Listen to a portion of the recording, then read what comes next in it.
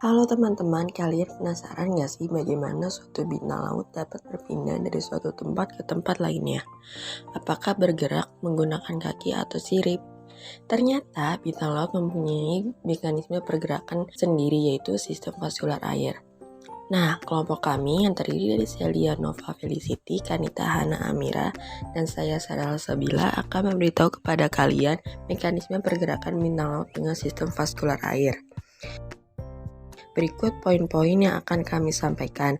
Pertama, karakteristik bintang laut, siklus hidup bintang laut, fungsi sistem vaskular air, bagian-bagian penyusun sistem vaskular air, dan mekanisme pergerakan bintang laut dengan sistem vaskular air. Bintang laut termasuk anggota film Echinodermata dan kelas Asteroidea.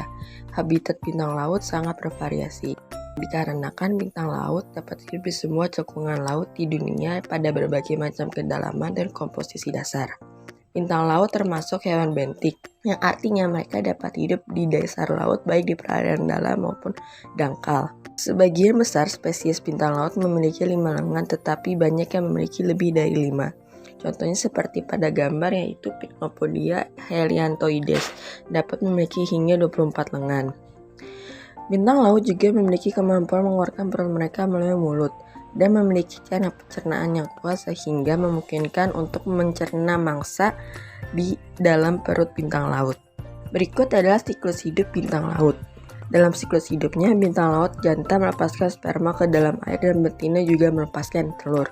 Telur yang dibuahi menetas menjadi larva yang hidup sebagai plankton. Setelah beberapa bulan pada masa metamorfase, bintang laut mulai melekatkan diri kepada substrat keras. Kemudian pada masa juvenil, bintang laut bersifat kriptik atau umumnya bersembunyi dan nokturnal. Sistem vaskular air pada bintang laut adalah sistem hidrolik yang terdiri dari jaringan kanal yang berisi cairan. Sistem vaskular air memiliki beberapa fungsi. Fungsi utama sistem ini adalah untuk membantu lokomosi atau pergerakan bintang laut dengan menggunakan kaki tabung. Bintang laut tidak memiliki rangka yang mampu membantu pergerakan karena rangka tersebut hanya berfungsi sebagai perlindungan. Fungsi kedua yaitu pertukaran gas terjadi melalui papula, yaitu tonjolan berdinding tipis pada permukaan aboral cakram dan lengan.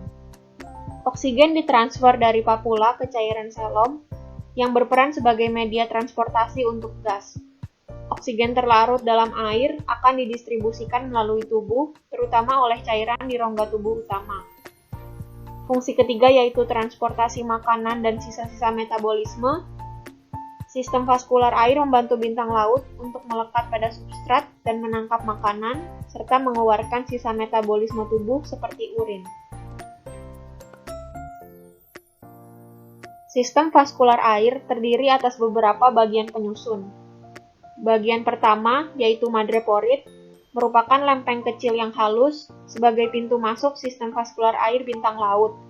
Madreporit terletak di sisi aboral bagian tubuhnya. Bagian kedua yaitu kanal batu, merupakan sebuah tabung yang menghubungkan madreporit ke kanal cincin.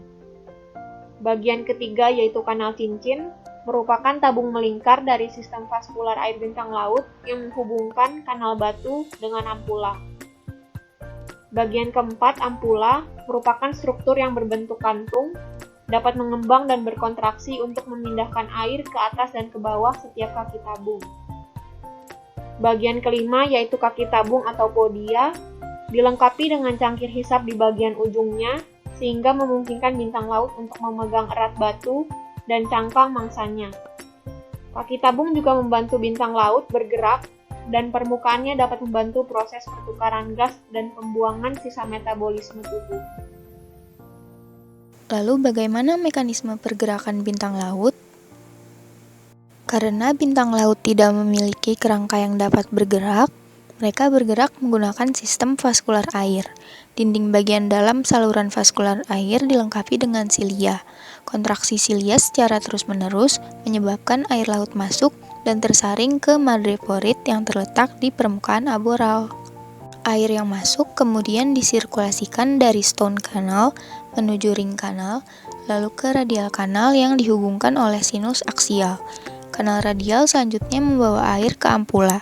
Ketika otot longitudinal di ampula berkontraksi, katup di kanal radial menutup dan air diarahkan masuk ke kaki tabung, sehingga menyebabkan tubuh bintang laut terdorong ke depan.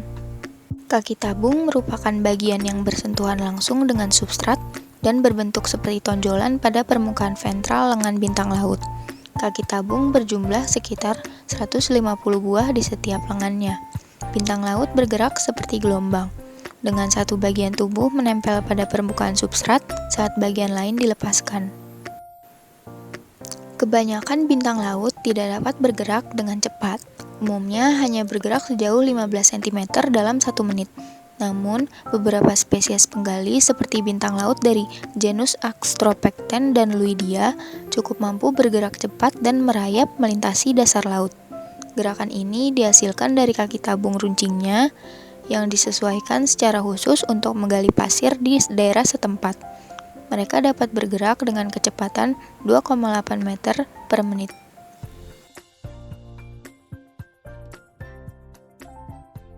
Demikianlah video mengenai mekanisme pergerakan bintang laut dengan sistem vaskular air. Berikut adalah referensi yang kami gunakan. Terima kasih.